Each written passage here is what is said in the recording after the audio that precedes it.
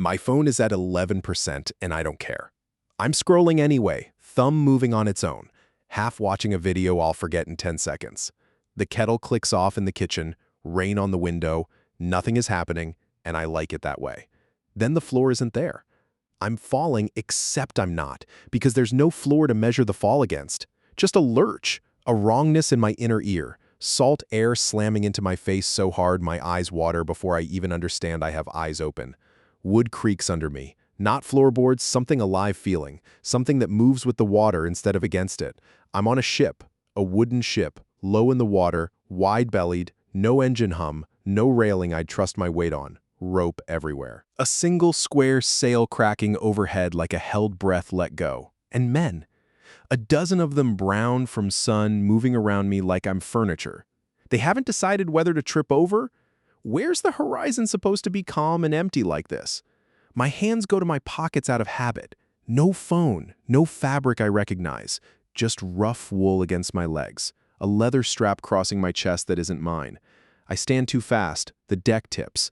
I go down hard onto a coil of rope, and somewhere above me, someone laughs, not unkindly.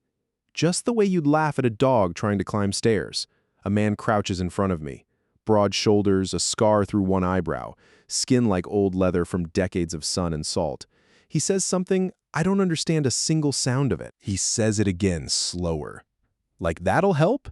And when it doesn't, he just grips my arm and hauls me upright, and points hard, deliberate toward a bench along the hull where oars rest in their locks. Apparently, I have a job now. I sit where he points, my hands find the oar. It's heavier than it looks, worn smooth by other palms, and the second the ship's rhythm calls for a pull, I miss it completely, catch nothing but air, and nearly go backward off the bench. The man beside me, younger, missing a front tooth, grinning like this, is the best part of his day. Reaches over and physically moves my hands into position. Down, dig, pull, lift. He does it 3 more times until my body starts to remember the motion, even though my mind is still somewhere back in my kitchen, wondering if the kettle's still hot. We row like that for what feels like an hour. My palms burn, a blister rises and pops, and I keep rowing anyway because stopping seems more dangerous than the pain. When the sail finally catches proper wind and the rowing stops, I notice the ship isn't just people and rope, it's cargo. Rows of clay jars lashed tight against the hull, sealed with something waxy at the neck.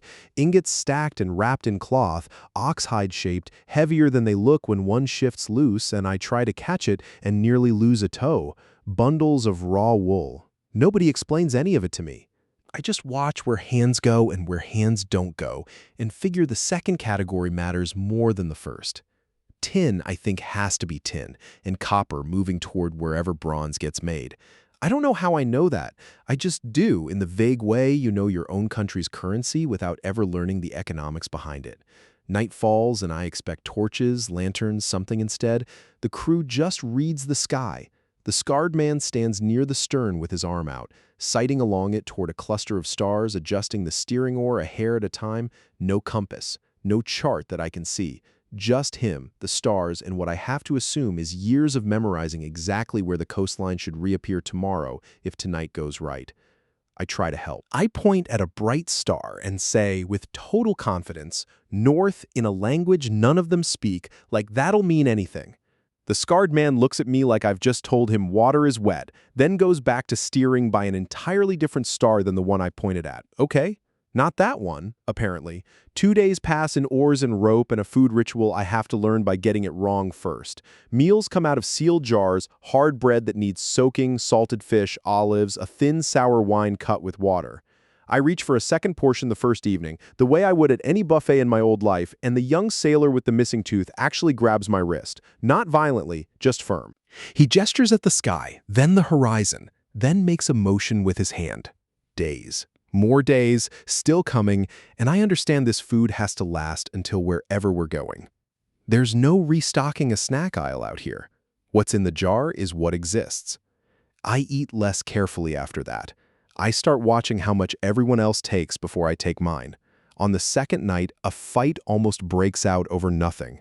2 crewmen shoving over who left an oar improperly stowed, voices rising, one hand going for a fist. I brace for chaos. Instead, the scarred man is between them in two strides, says something short and flat. And that's it. Done. Not a lecture, not a trial. Just a handful of words from the one person on this ship whose word apparently ends every argument, and both men go back to their benches like nothing happened. I understand, watching it, that this ship doesn't run on rules written anywhere. It runs on him.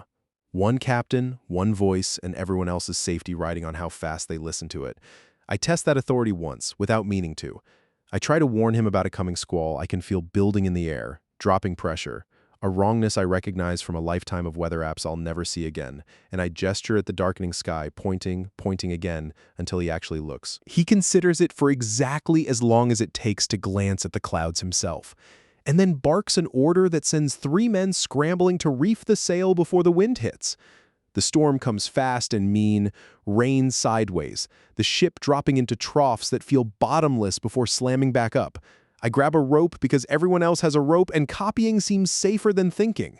Water comes over the side twice. Both times hands appear to bail without being told to. An entire choreography nobody explains because nobody needs it explained. They've done this before, maybe dozens of times, and their bodies know it the way mine knows how to merge onto a highway. When it passes as fast as it came, nobody celebrates. They just check the cargo lashings, recoil what came loose, and go back to rowing like the sky owes them an apology it's never going to give. The scarred man catches my eye afterward. Doesn't smile exactly, but he nods once toward the sky I'd warned him about, like a debt quietly acknowledged. On the 3rd day we make land, not a town exactly. More, a cluster of huts around a natural harbor, smoke rising from somewhere behind them. Other boats already pulled up on the shingle. Trading happens fast and loud in a language of hand gestures and pointed fingers, and one man weighing wool against small stone weights on a balance scale like it's the most obvious thing in the world. I watch a jar of oil change hands for a coil of rope and what looks like dyed cloth, and nobody argues about it. The trade just happens, both sides seemingly satisfied, and I realize there's an entire silent math running here that everyone but me was born understanding. I try to help carry a jar ashore. I misjudge the weight, completely stagger, and nearly send the whole thing into the shallows. The scarred man catches it, barely, and for one long second I think this is where I finally get thrown overboard for good. Instead, he just resets the jar in my arms, lower, correcting my grip, like he's annoyed but not surprised, like this is just what new hands do until they aren't new anymore. That night, back at anchor, something shifts. Maybe it's 3 days of watching. Maybe it's the blisters turning into something closer to calluses.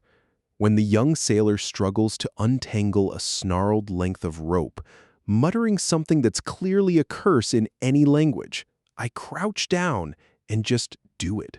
Over, under, pull tight. The kind of simple knot my grandfather taught me on a dock somewhere that doesn't exist yet by about 3,000 years. It's not impressive. It's barely anything. But the rope comes free clean and the young sailor stares at it, then at me, and says something that I'm almost certain is a joke at his own expense. For the first time since I fell out of my kitchen, someone hands me food before I have to ask for it. Later, the scarred man sits near me while I'm picking at a splinter in my palm. He doesn't say anything at first, just watches the water the way you'd watch it if you'd been doing this your whole life and had nothing left to prove to it. Then he taps his own chest, says a single sound, a name, I think, and waits. I tap my own chest and give him mine. He repeats it wrong twice and doesn't seem to mind either time. We don't share a language, we're not going to, not on this trip, but somewhere between the oar and the rope and the jar I nearly dropped, something got established that doesn't need one. I'm not cargo anymore. I'm not furniture. I'm just a slow pair of hands, still learning the rhythm everyone else already has in their bones.